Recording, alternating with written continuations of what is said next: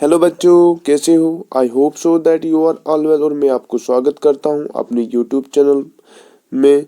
चलो करते हैं video start without wasting your precious time. इस वीडियो में हम क्या करेंगे, पास्ट 10 ईयर जो पीवाईक्यू है, केमिकल काइनेटिक्स क्लास 12 जेके बोस सेशन 2022-2023, ठीक है, जिनका मार्च में एग्जाम है। ठीक है, चाहे वो जम्मू डिवीजन के, चाहे कश्मीर डिवीजन के, चाहे लद्दाख डिवीजन के लिए बहुत ही हेल्पफुल रहने वाले। और मैं हर चैप्टर जो है ना टू क्लास 12, चाहे वो फिजिक्स का है, केमिस्ट्री का है, बायो का है, chapter wise past 10 year PYQ with full explanation लाऊंगा।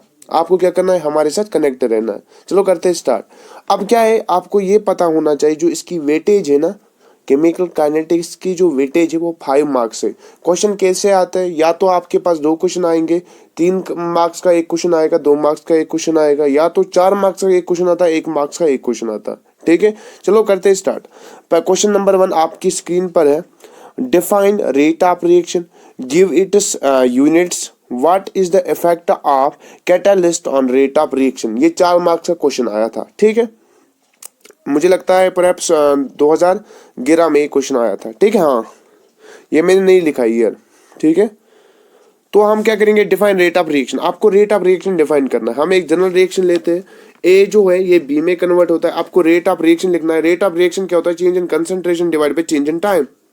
Change means final concentration minus initial concentration divide by final time minus initial time. ठीक है, अब हम क्या लिखेंगे, रेट ऑफ रिएक्शन आप विद रिस्पेक्ट टू रिएक्टेंट लिख सकते हैं, rate of reaction with respect to product लिख सकते हैं। अगर हम rate of reaction with respect to reactant लिखेंगे, जो यहाँ पर जो ये आपको थोड़ा पहले पता होना चाहिए, before we are writing the rate of reaction, आपको पता होना चाहिए जो स्क्वायर ब्रैकेट है ये कंसंट्रेशन को रिप्रेजेंट करता है। क्या करता है, कंसंट्रेशन। और जो डी है, small means change, small change जो होती है, ठीक है, उसी को रिप्रेजेंट करता है। और आपने डेल्टा सुना होगा, जब लार्ज चेंज होगी उसको हम डेल्टा से रिप्रेजेंट करते हैं।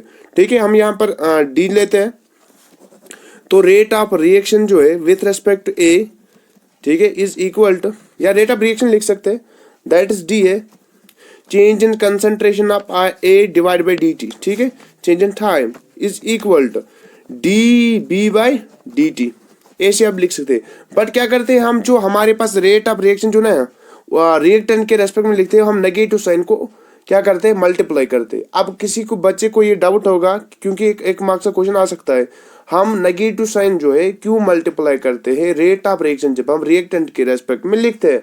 इसीलिए करते हैं, आपके पास जो रेट ऑफ रिएक्शन है ना बच्चा, ये ऑलवेज क्या होती है, एक positive quantity. Rate of reaction is a positive quantity, but जब टाइम के साथ साथ जो रिएक्टेंट की कंसंट्रेशन ये डिक्रीज होती है, डिक्रीज होगी तो इसका वैल्यू जो आएगा, फाइनल वैल्यू ज्यादा होगा इनिशियल से, फाइनल माइनस इनिशियल, तो आपका नेगेटिव आएगा। ठीक है, ये नेगेटिव आएगा, इसको पॉजिटिव बनाना है तो हम नेगेटिव साइन को मल्टीप्लाई इसीलिए करते हैं। समझ आया बच्चा? आई होप सो। अब हम unit of rate of reaction, ठीक है, इसके यूनिट लिखेंगे। यूनिट क्या होंगे, इसके यूनिट होंगे रेट ऑफ जो यूनिट ऑफ कंसंट्रेशन है, sorry, unit of concentration divide by unit of time. Obviously बच्चा, कंसंट्रेशन के जो यूनिट है वो होता है मोल पर लीटर। ठीक है, डिवाइड बाय टाइम का जो होता है सेकंड होता है, दैट्स मोल पर लीटर पर सेकंड। मोल पर लीटर पर सेकंड इसके यूनिट्स होते हैं। आई होप सो आपको ये समझ आ गया। ठीक है, उसके बाद क्या है, आपका तीसरा इसका पार्ट जो है इस क्वेश्चन का, what is the effect of catalyst on rate of reaction. ठीक है, तो पॉजिटिव कैटालिस्ट जो होगा वो इंक्रीज करेगा रेट ऑफ रिएक्शन को by decreasing the activation energy. Minimum amount of energy required for a reactant to convert into product is known as activation energy. ठीक है, जो हमारे पास पॉजिटिव कैटालिस्ट होता है ये क्या करता है, रेट ऑफ रिएक्शन को डिक्रीज करता है। ठीक है, बाय इंक्रीज करता है, sorry, by decreasing activation energy. और जो हमारे पास नेगेटिव कैटालिस्ट होते हैं, आपके पास 2 कैटालिस्ट होते हैं, positive catalyst and negative catalyst. जो हमारे पास नेगेटिव कैटालिस्ट होता है ये डिक्रीज करता है रेट ऑफ रिएक्शन को बाय इंक्रीजिंग एक्टिवेशन एनर्जी। ठीक है, आ गया समझ बच्चा? आई होप सो कि आपका पहला क्वेश्चन क्लियर हुआ होगा। ठीक है, आपकी स्क्रीन पर दूसरा क्वेश्चन।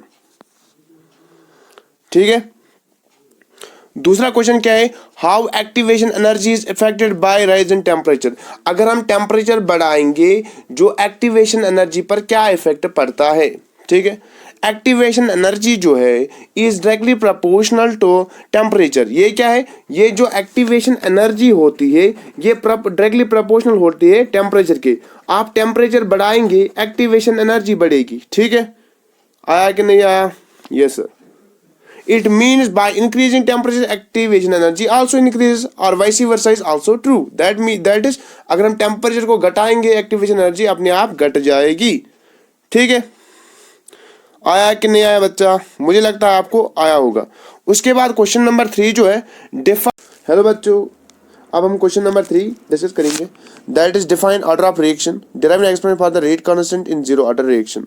सोल्यूशन इसका क्या है? The powers which are raised to the concentration of reactant in rate law expression which may or may not be equal to the stoichiometric constant। ठीक है, अब यहाँ पर रेट लॉ एक्सप्रेशन क्या होती है? रेट लॉ एक्सप्रेशन जो होती है is used to relate rate of reaction with concentration of reactant raised to some power which may or may not be equal to their stoichiometric coefficients। अब हम एक reaction लेते हैं, दैट्स ए होता है। ए यहाँ पर स्मॉल ए जो है स्टोइचियोमेट्रिक कोफिशिएंट है। ठीक है, और जो कैपिटल ए ये रिएक्टेंट है। ठीक है, ये लैंग्वेज समझ आनी चाहिए। ठीक है, और बी होता है ये प्रोडक्ट में कन्वर्ट होता है। अब इसका रेट ऑफ रिएक्शन क्या आएगी? रेट ऑफ रिएक्शन आएगी ए कंसंट्रेशन ऑफ ए की पावर सम पावर, हम डिनोट करेंगे इसको अल्फा से, और बी की पावर जो है उसको हम बीटा से डिनोट करेंगे। और ये जो यहाँ पर अल्फा होता है, alpha is order of reaction with respect to A and beta is order of reaction with respect to B. और अल्फा प्लस बीटा जो होगा वो होगा ऑर्डर ऑफ ओवरऑल रिएक्शन। ठीक है, समझ आ गया? अब आपको क्या करना है, इसका जो दूसरा पार्ट है इस क्वेश्चन का वो है आपको रेट कांस्टेंट रेट कांस्टेंट की एक्सप्रेशन डिराइव करनी है इन जीरो ऑर्डर रिएक्शन। चलो करते हैं स्टार्ट। ठीक है, तो हम क्या करते हैं बच्चा, हम क्या मानेंगे, जो आर है ये प्रोडक्ट में कन्वर्ट होता है। क्या होता है? आर जो है ये प्रोडक्ट में कन्वर्ट होता है। ठीक है, आर जो प्रोडक्ट में कन्वर्ट होता है, बट जो ये रिएक्शन है ये जीरो ऑर्डर रिएक्शन है। तो इसका रेट ऑफ रिएक्शन क्या आएगा? रेट ऑफ रिएक्शन जो आएगा, ठीक है, दैट्स के आर की पावर 0। आप जानते हैं एनीथिंग रेज्ड पावर 0 जो होता है ये 1 होगा।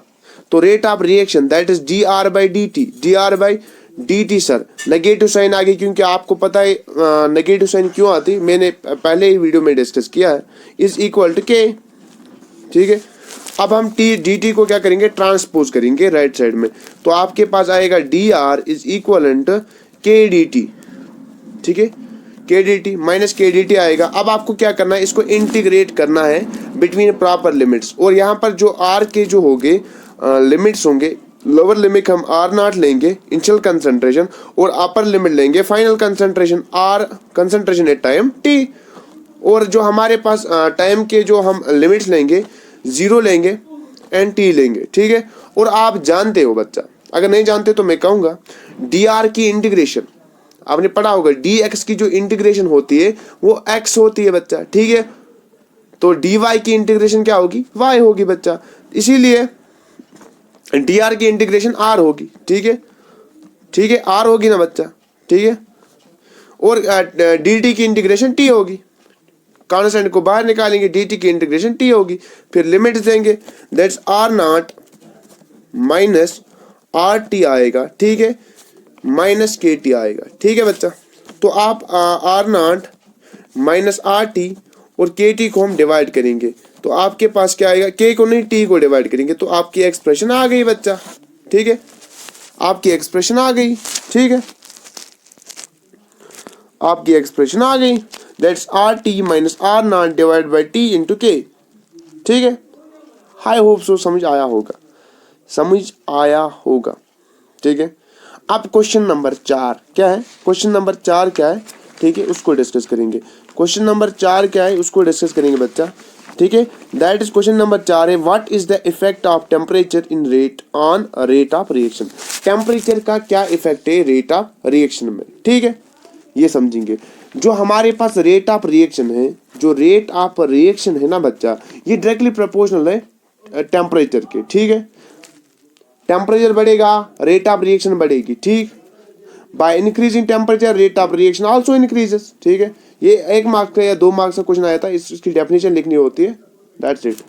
उसके बाद आपका क्वेश्चन नंबर 5, ठीक है, question number 5, difference between order of reaction and molecularity of reaction. ठीक है, इतना इंपॉर्टेंट क्वेश्चन है, 2-3 बार ये क्वेश्चन रिपीट हो, और 2020 में भी ये आया था। ठीक है, 2022 में नहीं आया, 2020 में आया है। ठीक है, 2020 में आया है क्वेश्चन, 2016 में आया है परहैप्स, मुझे डेट एग्जैक्टली पता नहीं है। ठीक है, तो 5-6 बार ये क्वेश्चन रिपीट हुआ है, इसलिए बहुत इंपॉर्टेंट है। ठीक है, अब हम क्या करेंगे, इसको क्या करेंगे, डिफरेंशिएट करना है, 2-3 पॉइंट लिखेंगे। 3 मार्क्स का क्वेश्चन आया था। ठीक है, तो order of reaction and molecularity of reaction को आपको डिफरेंशिएट करना है। ठीक है, ऑर्डर ऑफ रिएक्शन क्या होता है, it is a sum of powers of concentration of reactant in real expression, उसी को हम ऑर्डर ऑफ रिएक्शन कहते हैं। इसी पहले ही मैंने डिस्कस किया था। मॉलिक्यूलरिटी क्या होती है, कितने केमिकल स्पीशीज टेक पार्ट करेंगे रेट डिटरमाइनिंग स्टेप में, जो स्लोवेस्ट स्टेप होगा ना रिएक्शन का। ठीक है, जो स्लोवेस्ट स्टेप होगा रिएक्शन का, उसी को हम रेट डिटरमाइनिंग स्टेप कहते हैं। उसमें कितनी केमिकल स्पीशीज टेक पार्ट करेंगे, उसी को हम मॉलिक्यूलरिटी ऑफ रिएक्शन कहते हैं। दूसरा पॉइंट, जो हमारे पास ऑर्डर ऑफ रिएक्शन होता है, ये नेगेटिव भी हो सकता है, ये पॉजिटिव भी हो सकता है, ये जीरो भी हो सकता है। जीरो ऑर्डर के केस में आपको पता है जीरो होता है। ठीक है, बट जो आपके पास मॉलिक्यूलरिटी है ये ऑलवेज पॉजिटिव होती है। क्या होती है, always positive, it can't be negative और फ्रैक्शन। ठीक है, ये एम्पिरिकल है और इसको हम डिटरमाइन कर सकते हैं। जो हमारे पास मॉलिक्यूलरिटी ऑफ रिएक्शन होता है, ये थ्योरेटिकल कंसेप्ट है, it is a theoretical, it can't be, इसको हम डिटरमाइन नहीं कर सकते। ठीक है, असम्पशन करते हैं। ठीक है, उसके बाद नंबर 6 आपकी स्क्रीन पर, name the factor which effect the rate of reaction. आपको वो फैक्टर नेम करने हैं जो इफेक्ट करते हैं रेट ऑफ रिएक्शन को। ठीक है, पहला ही concentration of reactant. Rate of reaction जो होती है डिपेंड करती है कंसंट्रेशन ऑफ रिएक्टेंट को। बट ये एक क्वेश्चन भी आया था एमसीक्यू, बट जीरो ऑर्डर के केस में आपने देखा कि ये कांस्टेंट होती है। Rate of reaction is independent of initial concentration of reactant in case of zero order reaction. ठीक है, उसके बगैर जो n ग्रेटर देन 0 अगर है ना, तो डायरेक्टली प्रोपोर्शनल होती है कंसंट्रेशन ऑफ रिएक्टेंट। जितनी ज्यादा कंसंट्रेशन होगी रेट, उतनी ज्यादा रेट होगी, but except zero order reaction, zero order reaction के बगैर। ठीक है, अब फिजिकल स्टेट ऑफ रिएक्टेंट पर भी डिपेंड करती है। अगर आपके पास रिएक्टेंट गैसियस में भी है, कोई सेम रिएक्टेंट गैसियस स्टेट में भी है, लिक्विड स्टेट में भी है और सॉलिड स्टेट में भी, जो हमारे पास रेट ऑफ रिएक्शन होगी ना, जो रिएक्टेंट गैसियस स्टेट में वो ज्यादा होगी as compared to reactant in liquid state as compared to reactant in solid state. ठीक है, पार्टिकल साइज ऑफ रिएक्टेंट, जो हमारे पास रेट ऑफ रिएक्शन होती है, ये इनवर्सली प्रोपोर्शनल होती है size of the particle. Reactant का जो साइज है उसका इनवर्सली प्रोपोर्शनल। साइज अगर कम होगा रेट ऑफ रिएक्शन ज्यादा होगी, साइज अगर ज्यादा होगा रेट ऑफ रिएक्शन कम होगी। ठीक है, उसके बाद चौथी property, rate of reaction directly proportional temperature, ये हमने अभी भी पढ़ा। ठीक है, क्वेश्चन नंबर 7 आपकी स्क्रीन पर, what is half life period, show that the half life period जो होता है first order reaction is independent of initial concentration. Half life क्या होता है, time taken for a reactant to reduce 1/2। ठीक है, फर्स्ट ऑर्डर रिएक्शन जो होता है ए कन्वर्ट होता है प्रोडक्ट में, हम ले एज्यूम करते हैं। ठीक है, तो रेट ऑफ रिएक्शन आएगा के ए की power 1 D A by D T is के ए, और डी टी को हम राइट साइड में ट्रांसपोज करेंगे और ए को हम क्या करेंगे, लेफ्ट साइड में ट्रांसपोज करेंगे। ठीक है, तो हाफ लाइफ के टाइम पर ए टी की कंसंट्रेशन ए नॉट बाई 2 होनी चाहिए। ठीक है, होनी चाहिए, तो हम टी हाफ क्या आएगा 2.303 log 10 डिवाइड बाई के ए नॉट बाई 2। ठीक है, दैट्स जी आप आएगा आपके पास 2.303 log 10 आएगा डिवाइड बाई के, that's log ln e divide by के। ठीक है, दैट्स 0.693 डिवाइड बाई के। हमने ये शो किया हाफ लाइफ क्या आई फर्स्ट ऑर्डर के लिए 0.693 डिवाइड बाई के।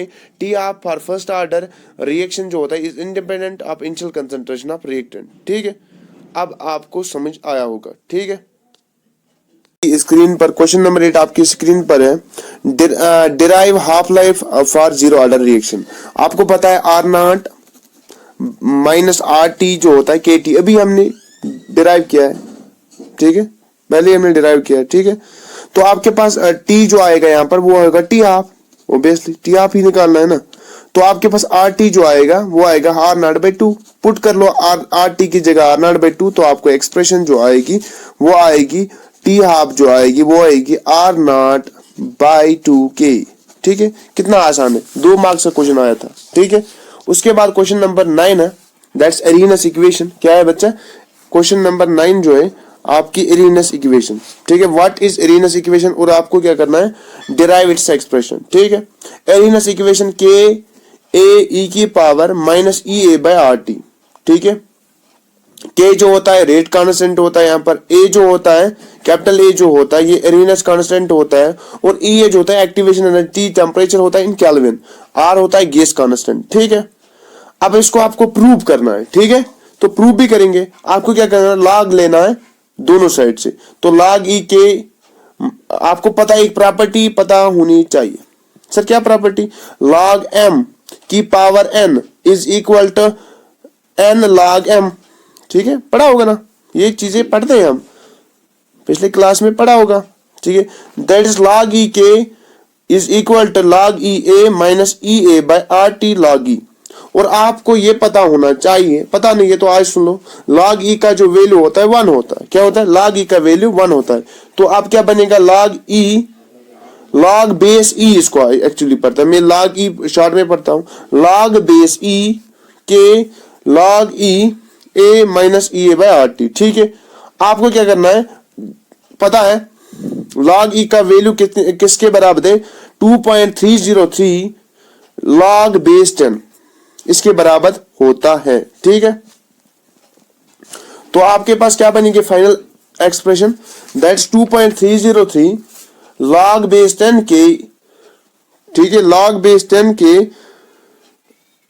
Is equal to 2.303 log base 10 a minus E A by R T. ठीक है, तो आपके पास फाइनल आएगा log base 10 K is equal to log base 10 a minus E A divide by 2.303 R T. ये आपकी Arrhenius equation है। ठीक है, मुझे लगता है आपको derive in expression for zero first order reaction. हम जनरल रिएक्शन लेते हैं, ए जो है प्रोडक्ट में कन्वर्ट होता है, रेट ऑफ रिएक्शन के ए की पावर 1 होता है, D A by D T is equal to minus K is equal to minus K. ठीक है, तो आपके पास डी ए बाई ए होता है minus K D T, integrate करेंगे बिटवीन प्रॉपर लिमिट, आपको आएगा L N A T minus L N A nought is equal to minus K T. ठीक है, तो आपके पास एल एन ए नॉट, ठीक है, L N A T minus L N A nought is equal to minus K T, L N A nought is equal to minus K T plus L N A nought. ठीक है, K T आएगा L N A naught minus L N A T. ठीक है, K T आएगा L N A naught by A T, L N A naught divide by L N A T, L N A naught divide by A T. ठीक है, तो L N आपके पास पता होता है, log e होता है दैट्स 2.303 log बेस 10, मैंने अभी कहा था।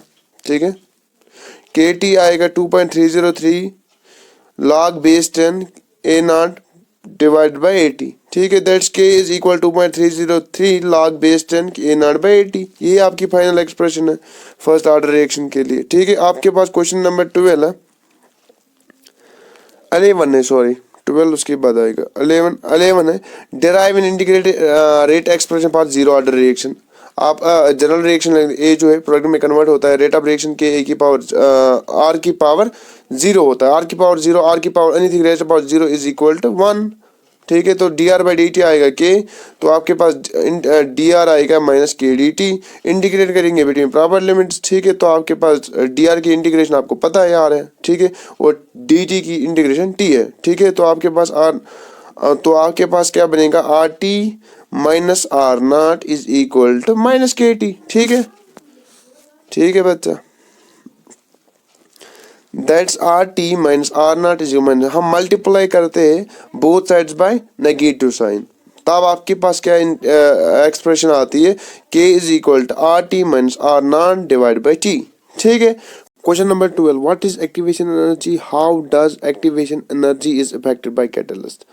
Activation energy is defined as the maximum minimum amount of energy required by an reacting molecule to get convert into product. Catalyst जो होता है लवर करता है एक्टिवेशन एनर्जी में। चलो मिलते हैं अगले वीडियो में, तब तक के लिए खुदा हाफिज। Please don't forget to share and subscribe my YouTube channel for latest upcoming videos. ठीक है।